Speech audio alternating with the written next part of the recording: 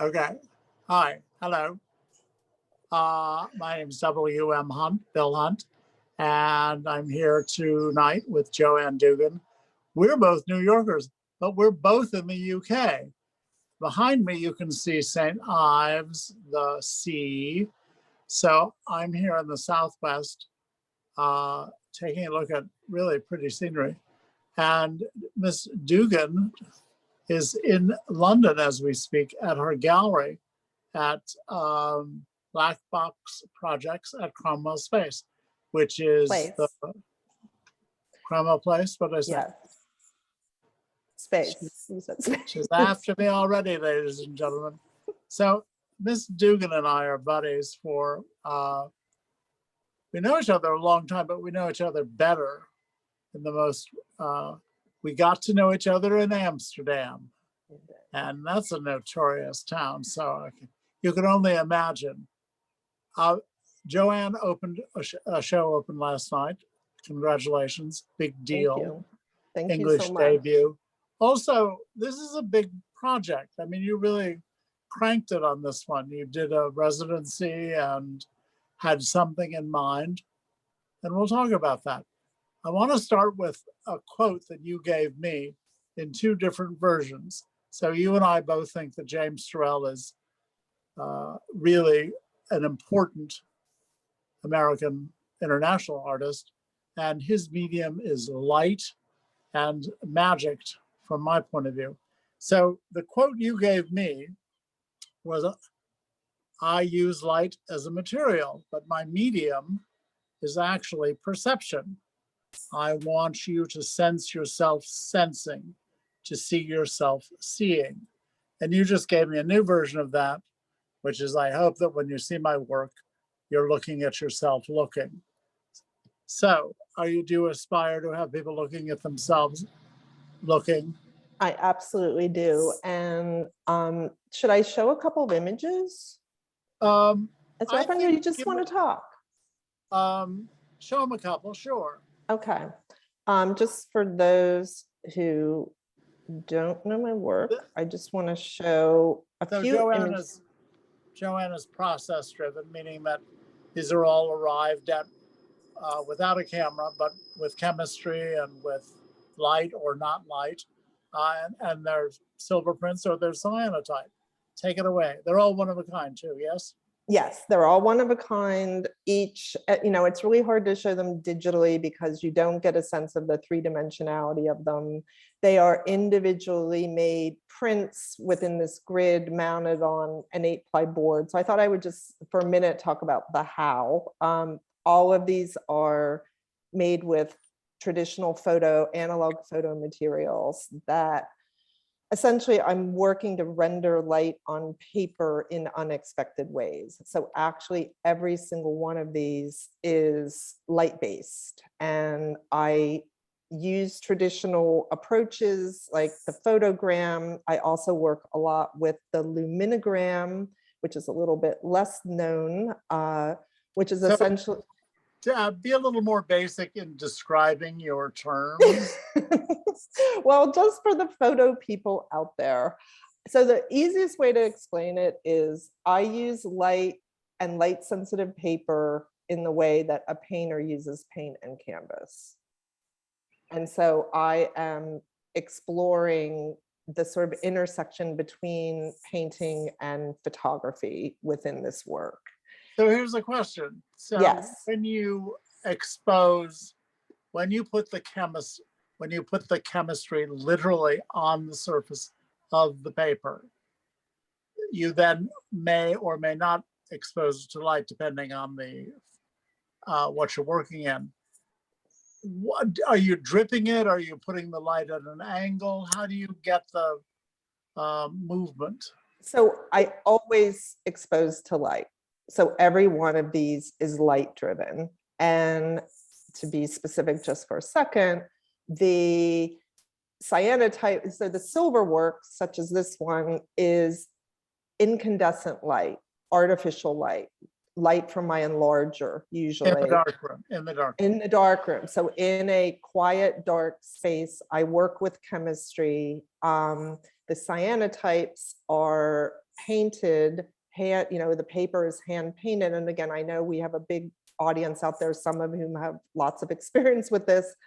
But the blue from the cyanotypes comes from sun, comes from the UV light.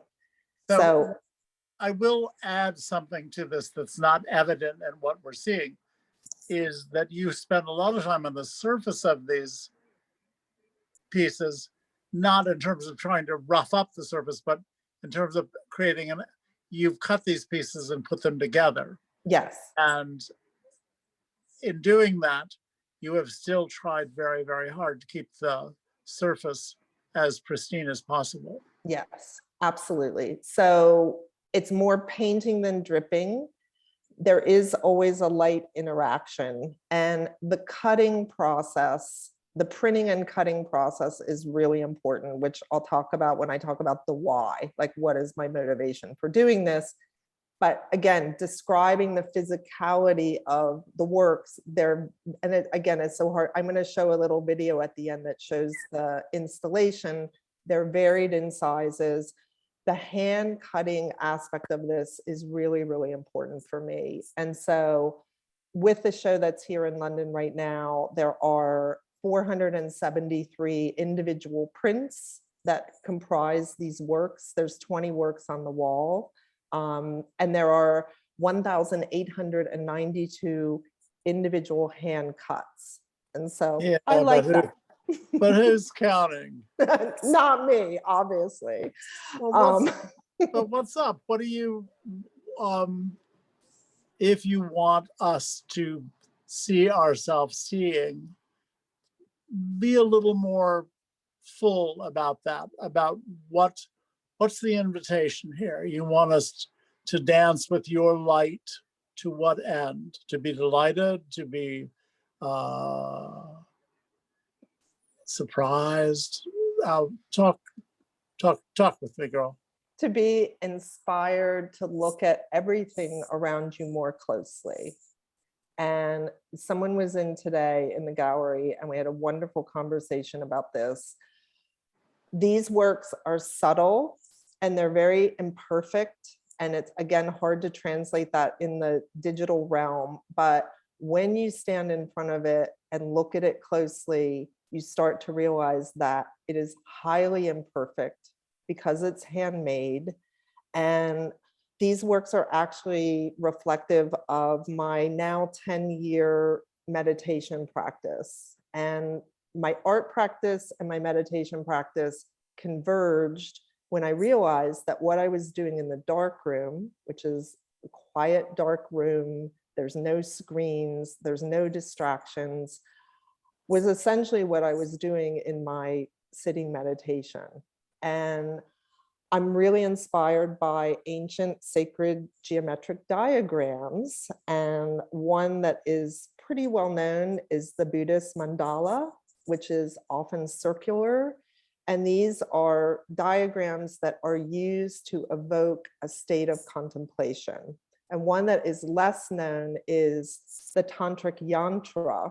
A lot of people have heard of mantras, which are sounds that people use to evoke a meditative state. The yantra is actually a visual grid, often triangular, but it's variable. And you're just meant to sit in front of it and look at it over and over again. And it evokes a shift in consciousness by looking. I know you're a meditator. We've talked about that, but I don't know how you got there.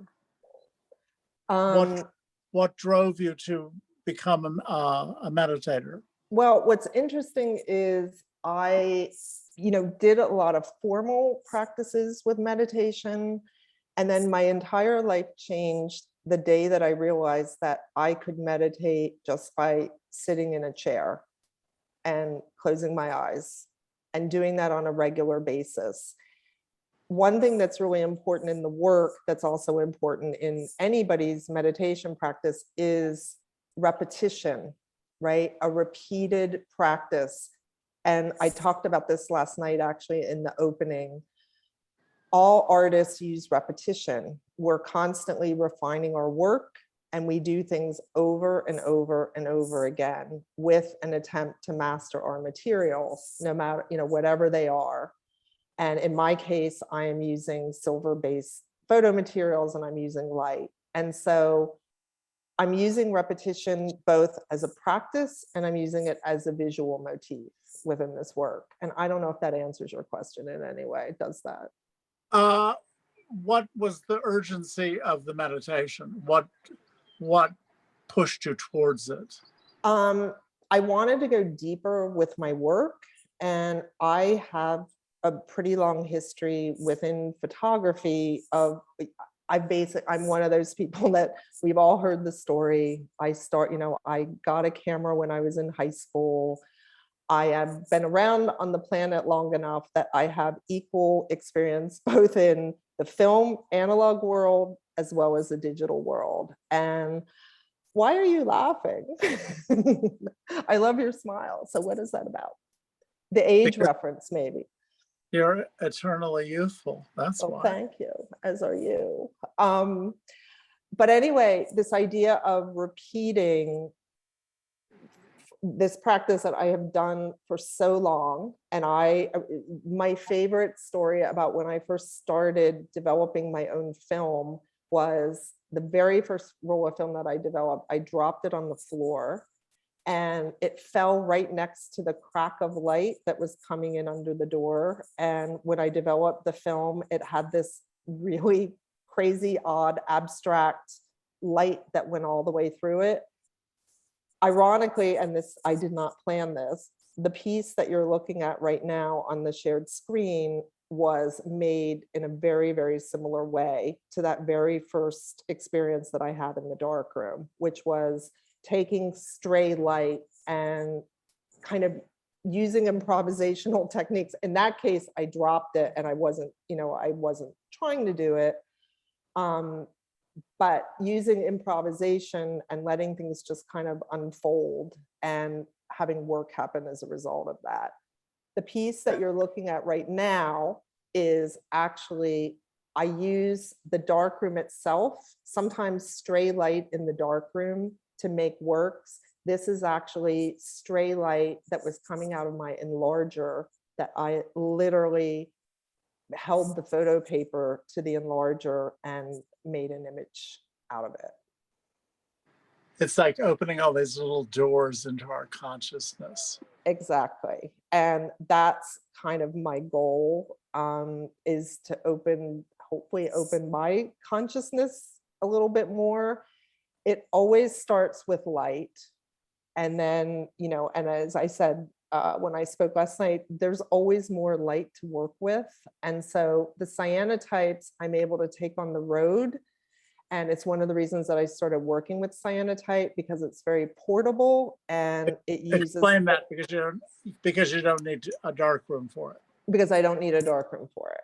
And right. I'm also, the sun is the light source for the cyanotypes. Yeah. And so for me, the two practices really help each other. I learn, and now I'm starting to mix silver and cyanotype together, because as far as— Talk about your students. I know one of the things that I'm always knocked out about you is your work ethic. You work harder than anybody I know. Plus, you seem to work with great concentration. You're very focused on it. And I'm curious to know what your relationship with part of your practice is to teach a lot. And I know you like to, you don't lecture people, you coach them. And what's that done to your own practice?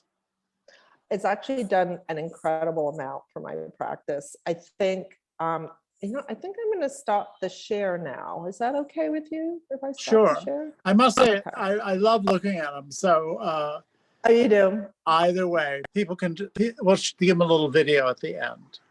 Okay, yes, we do have a little video. And I can pull up more while we're talking, actually, if we want, being that we're being spontaneous about this talk. When I teach, I don't teach anything technical. I teach creative practice.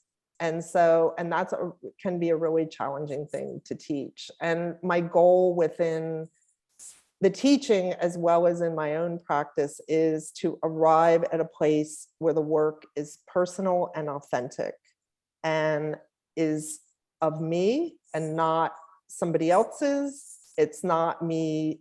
I respond to a lot of other artists' work, but I want that response to be authentic and feel authentically mine, as opposed to, you know, an exact mirroring. And so by getting in touch with that, and one of my favorite things to do, and I hope some of my students are here, hi, if you are, is to really help people harness their own voice within whatever choice they're making with their materials and their work. You know, I can do this process with anybody's practice. So I work with digital photographers. They don't have to do what I do. And it's really just getting in touch with, helping people get in touch with the story that they want to tell visually.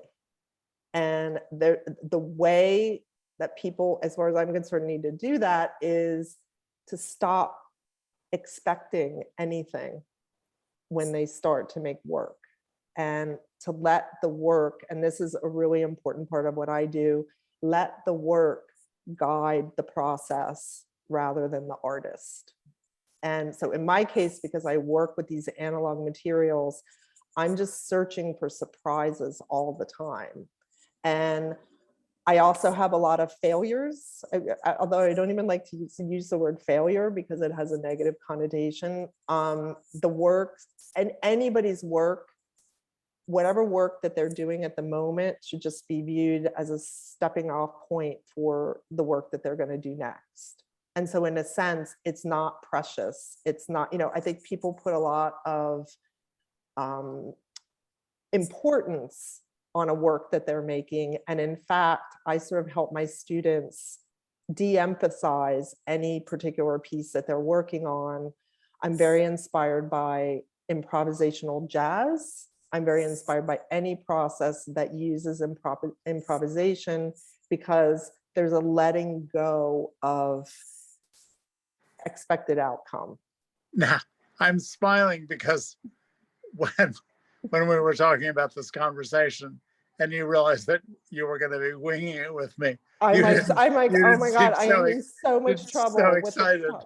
Right, I have like no notes, nothing. So hi, everyone out there. I hope we're having fun here. But yeah. Tell me about the people who've influenced you in terms of like the greats of photography. We'll go to Anna Atkins and we'll go to Ray Metzger, but you could name anybody you like. And it doesn't have to be a photo-based person, but start with those two. Yeah, I mean, absolutely. Ray Metzger. So this is the thing, my work, even though it's purely abstract at this point in time, and I actually had a great conversation with someone about another person today about this, which is formal photographic, particularly analog photographic practice is woven throughout this work. And so even down, so the works that you see behind me here, the dotted pieces, are consciously made in a 4x5 format, because that is such a standard, you know, 4x5 sheet film. So there's all of these sort of photo references that are going in there. And so I spent a huge part of my early career just looking at all the greats and interacting with all, and, you know, Ray Metzger comes to mind. You know, I have a few heroes. Minor White would be another one, because he worked, you know, he worked with I hate the word representational, but just meaning like photographs of people, places, and things, as opposed to what I do, which is abstraction, right? So that's what I'm meaning when I say that.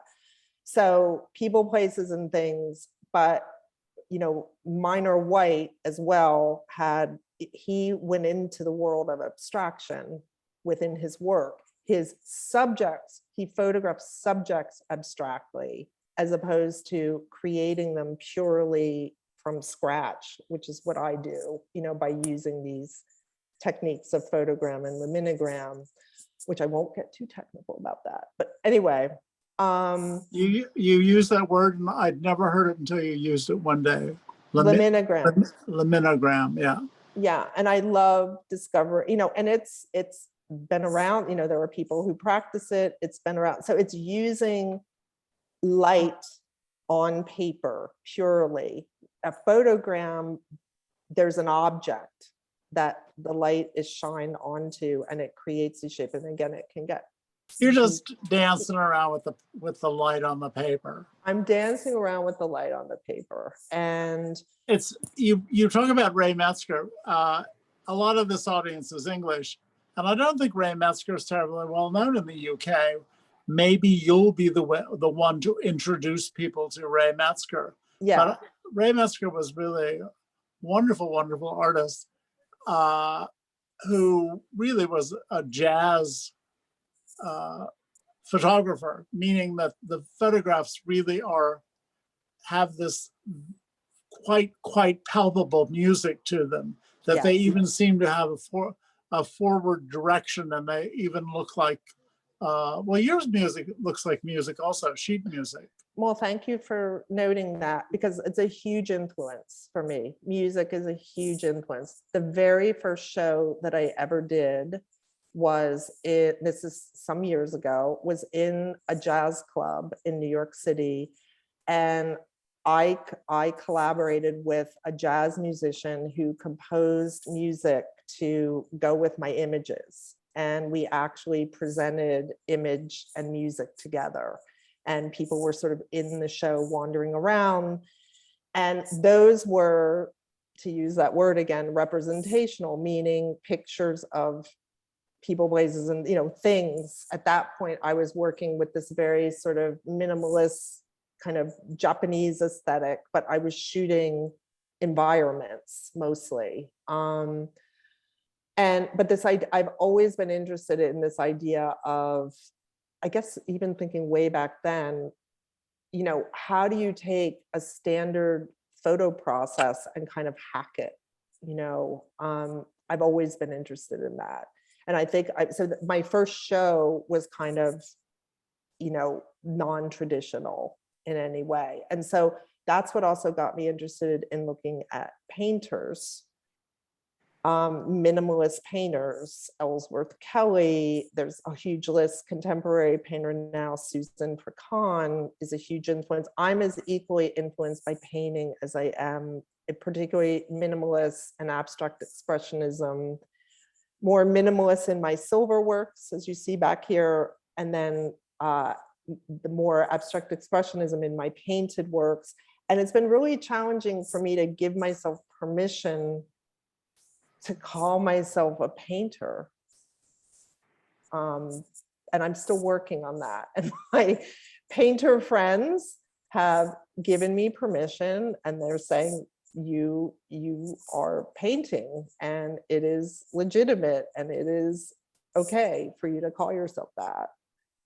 When you're working, are you starting from, what are you starting from? A bead of light on a surface, and it becomes right as we're speaking. You see what's happening in here, right? The light is pouring in. It's my favorite part of my apartment. I get this afternoon light that goes dancing across the wall, and I look at it and I go, this is it's so private for me, and cool, and fleeting, because that's clearly the universe heard you, the art Bill. of fixing the shadow. Exactly. Clearly the universe heard you. Clearly, with my big loud voice. Yes. What was I answering? Probably inaccurately, but if it starts with a speck of light, what gives it direction? Thank you. That's a great question, actually. It's all driven by the materials. And going back to this idea of. But what does that mean? Does that mean if you spill a drop of something on a piece of paper, you're like, start there, and then Right. brush it out or dribble it on the page or something. Okay, so I'm gonna go rogue here, which I insisted that I wasn't gonna do, but I'm gonna do this in I front knew of I this could get to there. audience I of could get to there. however many people, because I'm gonna make a point right now and drop things on the floor and go rogue. So I wanna show this image up close because it's going to make the point and it's going to answer the question that I'm going to give you an answer. So I want to show very the fine detail of this work. So this work should not exist. And this is called Transcendence, relating it to my meditation practice. But the way that this work happened was a mistake. And anybody who has worked in a photo darkroom knows that if the lights get turned on at the wrong time, you will accidentally expose your paper. And that's what happened with this image. And the lights went on. I turned them off really quickly. And the way that my materials had been set created this effect that I had never seen before. And rather than say I made a mistake and throw it in the garbage, I said, oh, I just did something that I don't normally do. What's going to happen? And I ended up processing the paper, realizing that I was really interested in the effect of what was happening on the paper, and then proceeded to spend, as a result of that quote unquote mistake, spent about 3 months experimenting and building on what had happened in the darkroom at that time.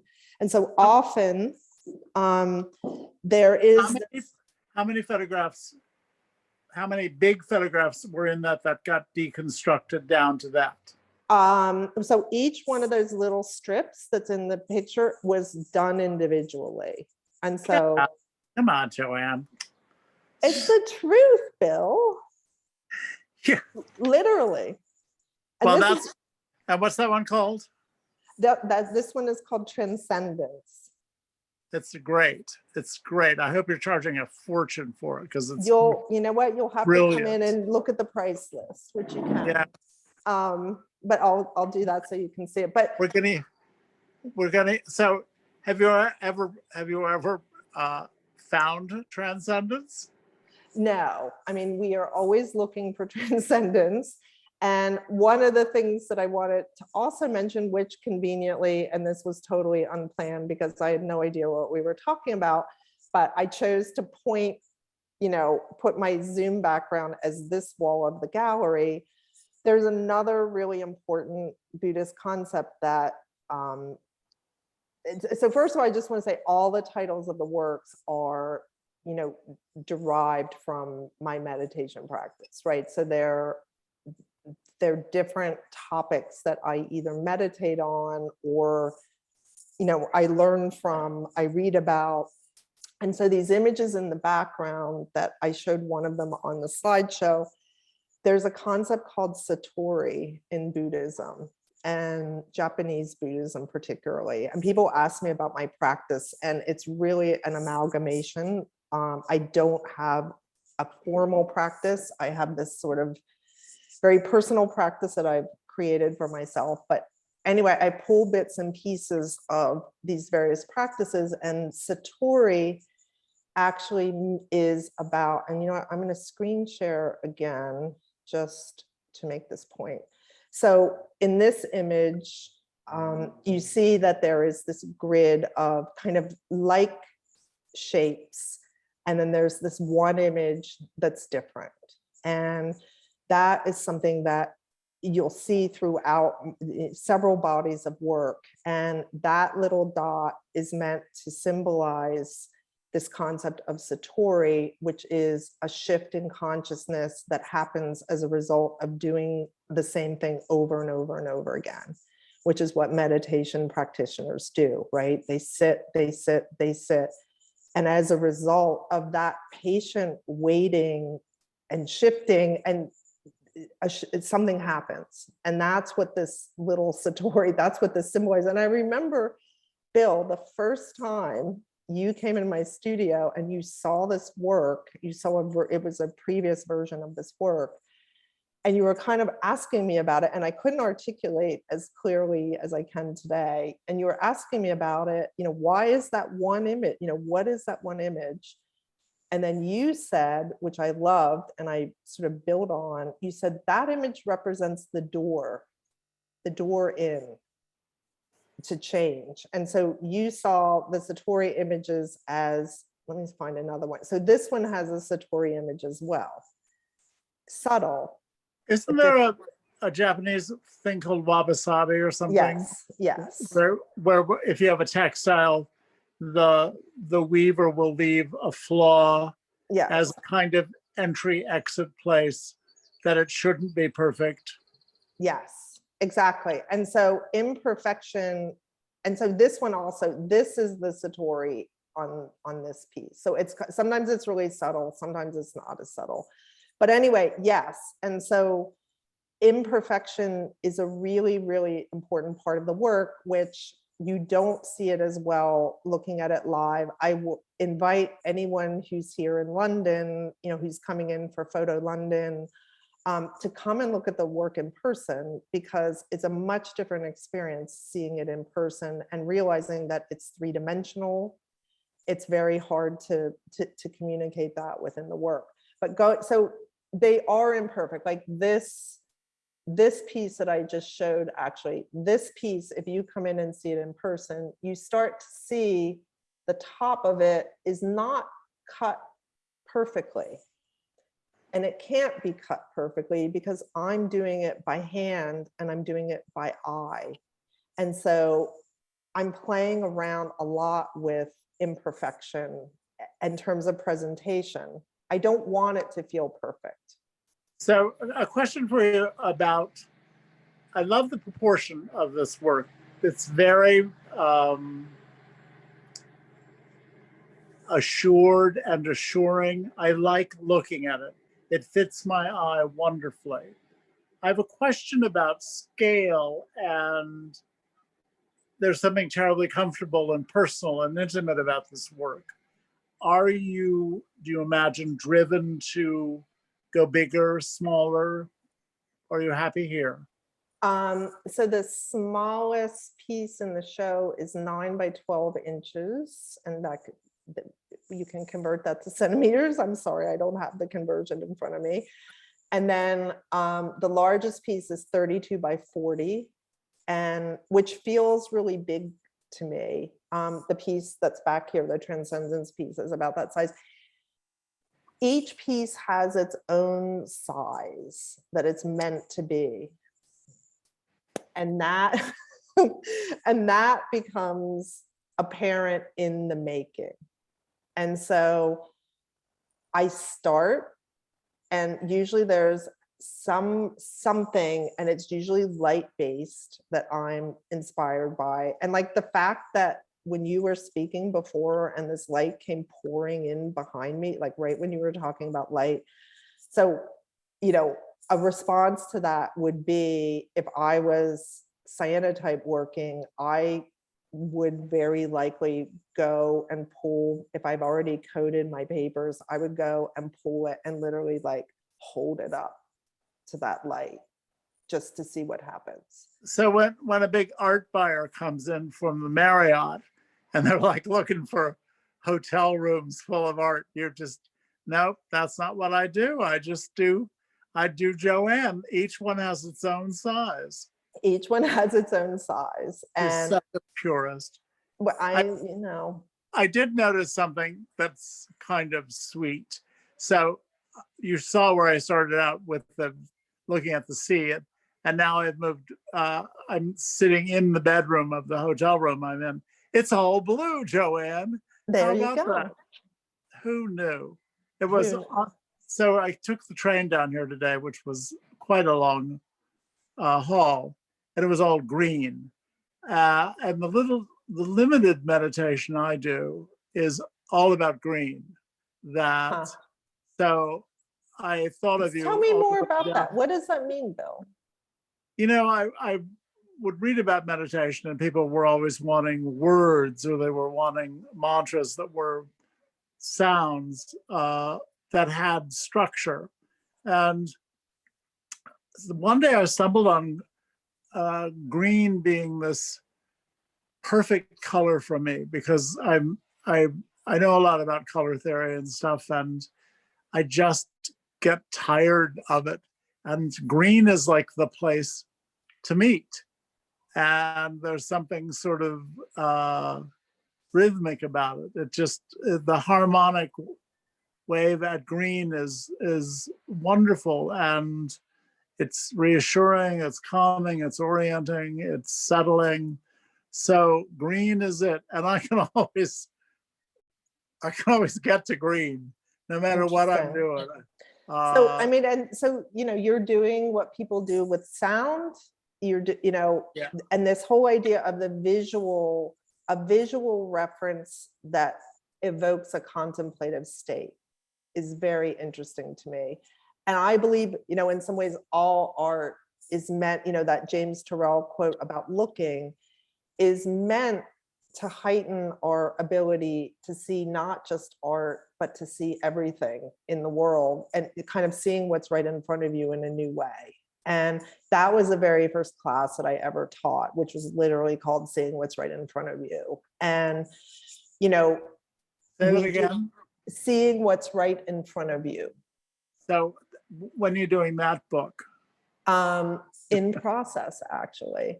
But one point that I did want to make about the meditation thing, I'll stop the share again for a second, is meditation. So when people hear, if they haven't seen my work and they hear that it's sort of inspired by a meditation practice, I think there's sort of this like assumption by some people that it's somehow like peaceful, you know, that it like sort of sunsets, and not that they expect me to take. Obviously they haven't met you. Right. Well, so meditation. So why can't meditation be about chaos? That's the point I want to make. Meditation is not peaceful, you know, for most people, the majority of people. And I think that people want to try it, and they sit and they're like, you know, and then somebody will say, you know, how do I do it? I'm like, sit in a chair for 5 minutes and close your eyes. Difference being, if you want to broaden your practice, do it every day. And so I've actually given my students exercises where I just say, limit yourself to 5 minutes, but do it every single day for 2 weeks at around the same time. And inevitably, that 5 minutes, because it's repeated, right? Repetition is just, again, such an important part of any artist's work. This, you're repeating and you're looking and you're seeing what these responses are, whether you're a painter, whether you're a photographer, you know, you're walking out with your camera, but doing it on a regular basis, the repetition is what really creates the work. It's about the repetition. So meditation isn't peaceful. And I would say that my work isn't peaceful, like in a way that people would expect. And people kind of read their own, and that's going back to the Turrell quote, right? People see what they need to see in the work. So this piece right behind me, the transcendence piece, probably 50% of people look at it and say it feels really peaceful to them. And the other 50% say it feels like this wild kind of electric explosion of energy. And I'm wanting to translate energy that I pick up on. And I can get very metaphysical here, which I won't, but it does deeply inform my work. There's an energy that happens as I work, and I kind of chase that. And the most important thing that I need to do is get out of my own way. Like any project that I start, I try to start with this attitude of not knowing, you know, not having a preconceived idea of what's going to happen. And just like I told this story with the transcendence piece, it just happens and I build on it. And and often environment will it influenced me a lot as well. I actually started working with cyanotypes in a residency. I was in a residency in Provincetown, Massachusetts, and I was in a dune shack in the hinterlands at the edge of the ocean, these historic dune shacks that have no electricity or running water. And they leak like sieves. So when it rains, you know, you're basically covered with water. It's like camping. And I needed a photo process that I could do without electricity and running water. And I'd have to walk 100 yards down a hill to get my water. And that's you absolutely loved that experience. You came back and you seemed transformed in all these just great ways. You just seemed so beat up in the right way. Oh, good. I love that. Nothing That's like true. that. Here's a different question for you. You like to teach a class about word, text, and Yes. photography. Yes. And you don't literally do that in your own practice. So talk about the attraction to that work, what you learn and what you learn from it. Yes. Well, the secret is at the moment, there's no text in my work. And there may be text making its way into my work, but that's for another discussion. God, we heard it here. It's news from the. Oh, go ahead, Joanne. I am incredibly influenced by text, other people's writing, and hopefully as well as my own, you know, which is variable. Okay. But very often text it's not a statement about what they're doing. Very often it's just like, who am I trying to think of who did Rich Man, Poor Man, or Jim Goldberg. Jim Goldberg. Who's just a huge hero of mine. It's like a pull quote from what they said, or Yes. the subject is describing their experience of the photograph. So that that's different from what you're describing. Yes. So I think in order to easily answer your question, such as it is, even though I'm not completely sure what the question is, but let's see what I can do here. Now I know what the question is. I don't know what the answer is. Okay. So I just happen to have this in front of me, and I think it makes a really good point. What happens is I actually do create work in response to text, and you just don't see it in the end product. And so I have a quote. I actually read this last night because I was like, you know, what is the thing that has influenced me the most in this show, in making the show? And this show had tons of stops and starts. It was supposed to happen in the fall, and then COVID stopped it from happening. And, you know, my gallery, Black Box Projects, Kathleen Fox Davies, you know, just believed in the work and wanted the work to manifest. And anyway, so there were lots and lots of challenges and fears and pandemic, and you know, all of it was going on and was swirling around as this work was happening. And the reason, and I'm afraid to bring this up because I know it's going to happen, I'm going to talk about the title of the show because you have some opinions about the title. But it's called Persistent Awakening, partly because that's what was going on as it was being made, right? So the work had this persistence. Anybody that was around me, my studio mate, Daniel, hi, if you're watching, just saw everything just like break and collapse about 50 times in the making of this show. The pandemic, there were just like all sorts of things that happened. And the work just kept pushing through almost against my better instincts. The work was stronger than me and it kept marching forward. And then there was this kind of awakening that happened where I realized if I just followed the path of the work, that everything would be okay. And so you might wonder, how do I connect this to text? I have been, you know, I tried to think about what piece of writing influenced this work the most. And it turns out that it is, and this was on literally on my screensaver, you know, on my desktop when I would turn on my computer. And it's a quote from James Baldwin, writer and activist. He did, as you know, a text image collaboration with Richard Avedon called Nothing Personal. And Avedon and James Baldwin knew each other in high school, and they did this really remarkable work together. And this quote is actually from that. It's very short, but this is what informed this current show. One discovers the light in darkness. That is what darkness is for. But everything in our lives depends on how we bear the light. It is necessary, while in darkness, to know that there is a light somewhere, to know that in oneself, waiting to be found, there is a light. Perfect. And that's a really good place to stop for the moment. I want to do a couple of housekeeping things. Sure. I want to apologize for doing this on my phone, but that's what happened. I adore you. You're just great. Congratulations on the show. The feeling is mutual. The show runs until? The show is quick. It runs through May 15th, and the gallery is Black Box Projects, and it is at 4 Cromwell Place in South Kensington.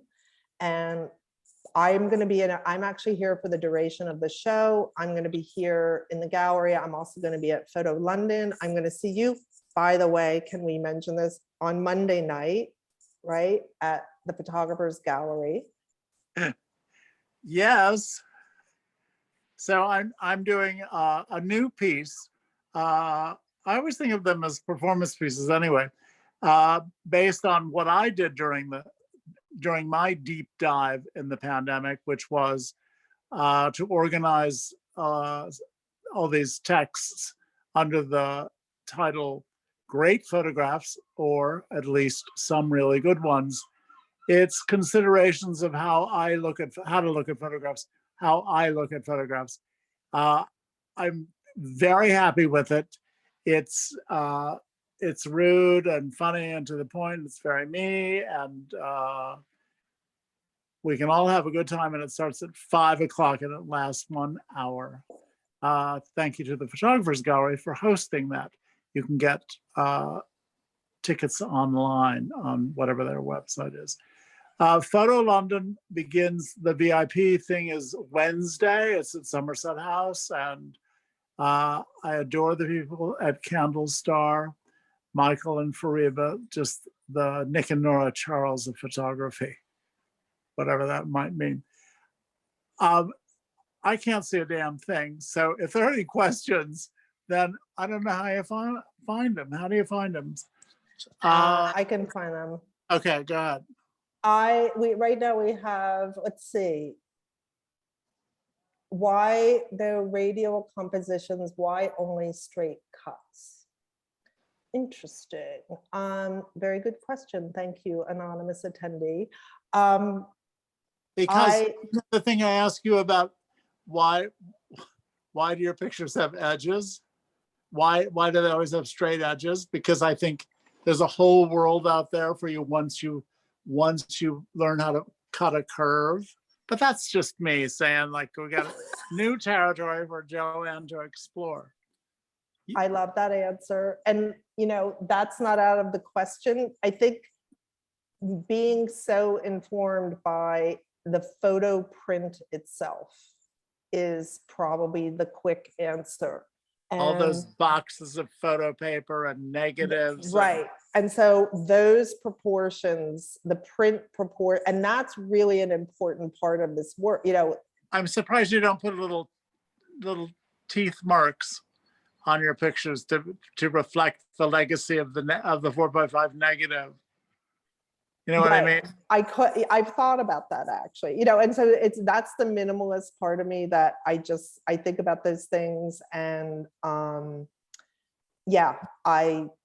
end up not doing them. It's that whole Coco Chanel thing of like get dressed and then remove one thing. Like I'm always like trying to remove things. It's like, what'd you take off tonight? Oh my gosh. I don't Oh even know my what to God. say. Okay.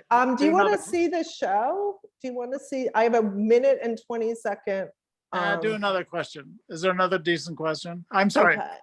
I'm sorry. Is there another very good question in there?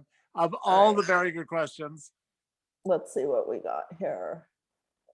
Do you have any reading recommendations as photograph as light or photograph as material?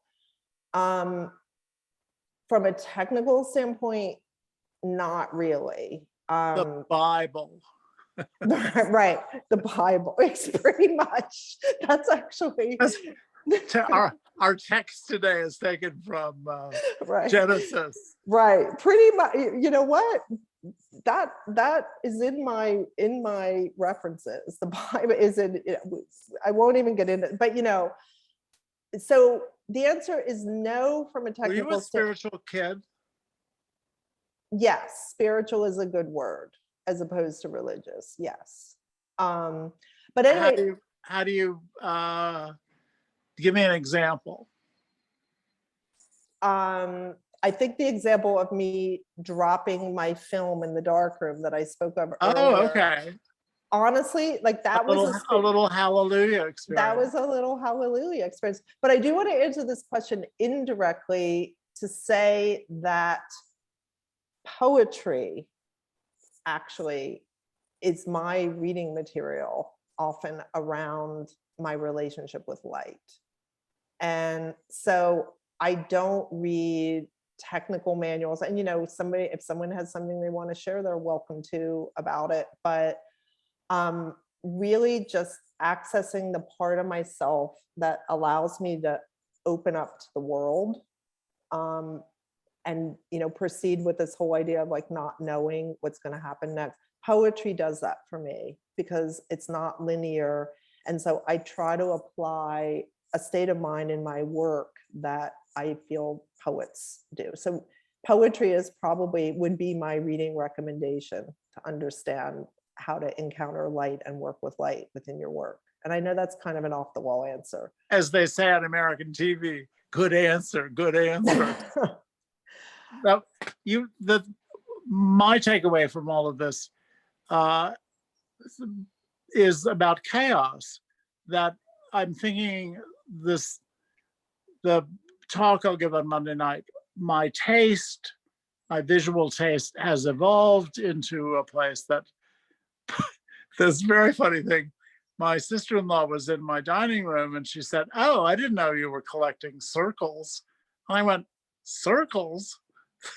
These aren't circles. These are universes. These are like faces. These are like the world. This is like everything. Circles." And then, they're all just circles. Right. But for me, they're a way of trying to soldier on in the great big snowstorm of life, trying to slog through it. And the notion of chaos has been, I think that collecting for me, and my observation about collecting is that collecting is a way of dealing with chaos, not to control it, but to navigate it, to get through it and not get knocked down. You want to let's do the video and a little do the heavy breathing. And this is for, I've had so many requests from people that just want to have a sense of what the show looks like. So this is just a minute and 21 seconds. And Black Box Projects did an amazing job with this show. And again, very good looking. I warmly welcome anyone who wants to come and look at it. I hope we have the picture of the two gallery people. They're there answering phone calls, people asking questions about the availability of the work. Well, Anna and James are there. You see them in the video here, and they're amazing, as is Kathleen, the founder of Black Box Projects. And I'm so grateful for this show and for the response that I've gotten even so far. The opening was wonderful. And again, and I'm so appreciative to Photo London as well for allowing and inviting us to this talk, because it's really nice to talk about the work. Yes, that's the big thank you for them giving us the Huge. bandwidth here Huge. to play. I do look forward to seeing the show in person and seeing you in person on Same. Monday night at 5 o'clock, Yeah. Photographers Gallery. And then we will also see the show up in Cromwell Place, right? Exactly. Can't wait to see you in Cromwell Place. We've got 5 minutes left, but you know, I think we did it. So I think we did it. I think we're let's done. people go eat. And to people in the US, thank you. Thank you for tuning in, everybody. Okay, I love you, baby. See you Love soon. you too. Bye. Bye. And